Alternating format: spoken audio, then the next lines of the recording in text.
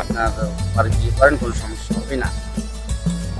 বলছেন যে উপর নদীর উপর আসা যাওয়া যাতায়াত কষ্ট হবে না।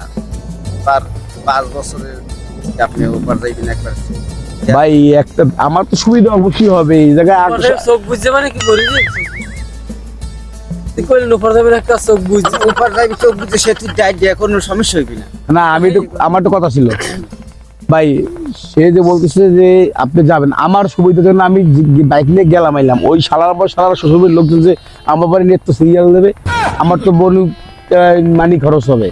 আমার চিন্তা দূরে বিয়ে করলে এই যে নদী ছিল ঠিক ছিল, এমন যাই ব্রিজ করে ফেলাইবে, আমি যাবো শালাগো আমার বাড়ি আইতে দেবো না, শ্বশুর বাড়ির লোকজন আমার বাড়ি আইয়ে খাইতে পারবে না। আপনি কথা সবাই বুঝছি দেন ওই যেটা যা ওই জাহাজটা কিনতে কয়টা লাগবে কত 500,000 টাকা। কি করবে মাথা খারাপ হয়েছে 10,000 টাকা নিচে পারছেনি তো এ